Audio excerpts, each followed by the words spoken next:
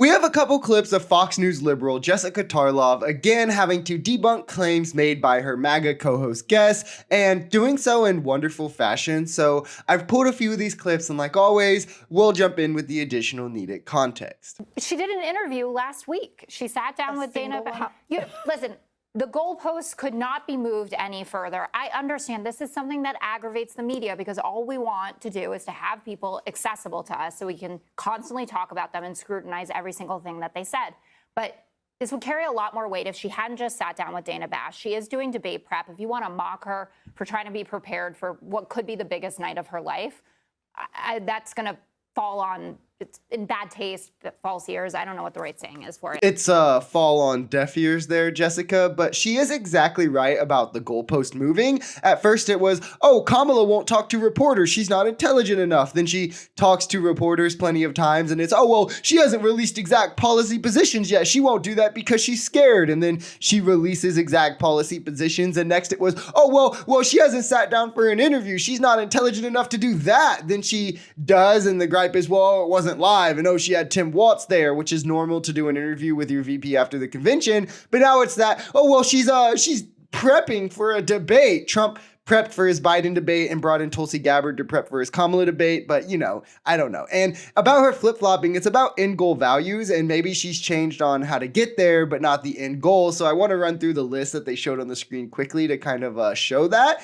She does think that federally banning plastic straws probably wouldn't be plausible with the Republicans in Congress. She would need 60 Democratic seats. The Republicans, they're all going to vote against it, so it's not possible. But she casted the tie-breaking vote on the largest climate change legislation to create clean jobs and keep these things from happening to the best of her abilities. And as president, she said that she wants to expand that and work on it. Her and Biden widely expanded EVs. She does want to continue that progress. She thinks that EVs over the gas-fueled cars that hurt our economy are the better choice. She wants to continue to create green energy jobs to lower our reliance on oil, thus the need for fracking. She still supports an AR ban. Now, where I will break from her on is immigration. The entire Democratic Party has moved right on immigration, which I personally disagree with. I think that they've let Republicans kind of take the hill on that issue. And I also support Medicare for all, and I hope that she does pass it through or at least a public option. But I do believe that she kind of has to run as more of a moderate to limit the attack lanes from Trump.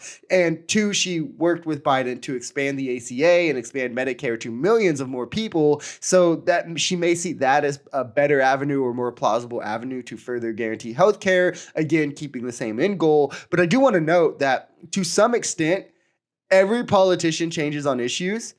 Trump has done it on millions of things himself, abortion, tips. The list literally goes on. The difference being that Kamala wants the same end goals at the end of the day. She just sees different ways to get there now, having worked on the level to see what is possible federally, while Trump will change his entire position because most of them are bought and paid for. Kamala Harris is running a campaign that is resonating with the American public. That's just a fact about it. She has moved so far ahead of where Joe Biden was, up 7-8 points in some of these states. She just pulled in $361 million in fundraising in August. That's triple what Trump brought in. And the most exciting part of that is that 1.3 million of those donors are new donors, people who haven't given in this cycle at all. And the stories that people are trying to pin on her, like the Washington Post did this deep dive into the turnover within her office, also citing the fact, by the way, that Mike Pence had 83% turnover in his office if you're using the same standards. But these quotes are ludicrous. Like someone who worked for her said, it's stressful to brief her because she read all the materials and annotated it and prepared to talk through it.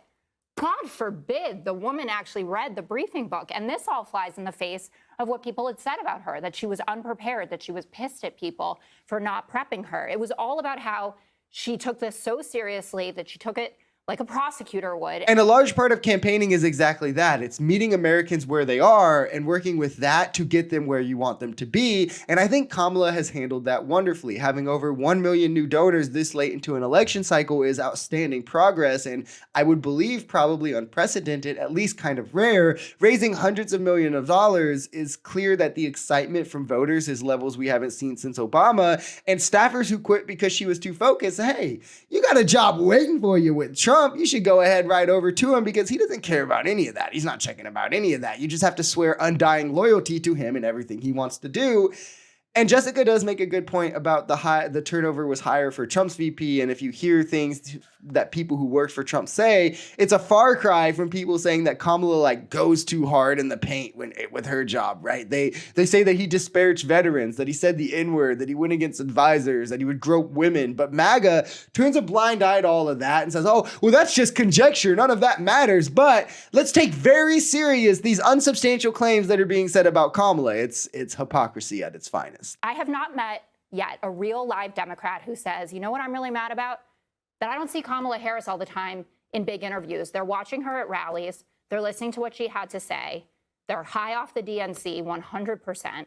And they're giving their money. And this is the best way you could sum it up. The only people who are actually mad about this is MAGA Republicans. And the only reason they're mad is that in hopes that one, they could create a narrative that sticks and hurts her. And two, because they then want to go through the interviews and pick them apart and try to attack her with that. Just like they did with the interview she did with Dana Bash. I mean, they skipped over everything she had to say to be like, well, it's only 18 minutes and it's not live. And Tim Walz had to be there and it's probably edited and it's for CNN and let's clip 6 seconds and try to use it to the best we can to frame the entire interview. And the funniest thing I see after, like, especially as a result of this interview, is people on Twitter who absolutely get no insider information, who like consistently lie and like it can be proved wrong just with a simple Google search, will post things like, those inside of the Kamala campaign are scrambling after the interview.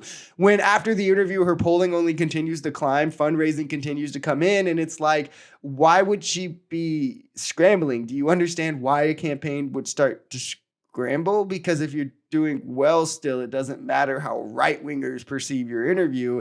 And for Democrats, I mean, she's talking to reporters, she's doing swing states rallies, she's talking to voters, meeting them where they are, releasing policy through speaking about her goals in these rallies. And the narrative that the right is trying to create just isn't sticking for those reasons. And I think they know this. And that's why it's Republicans who are scrambling to try and find whatever they can to attack her as a result of it. If you enjoyed this video, we're Social Society. We're a commentary channel influenced by politics, society, and the economy. We are pretty left-leaning on this channel, but we're open to our right-wingers as well. The biggest thing here is having conversations that get everyone to the bottom of the truth. If that sounds like something that could interest you, consider hitting that like button, leaving us a comment, or even subscribing to this channel, because the only way we become a society is together.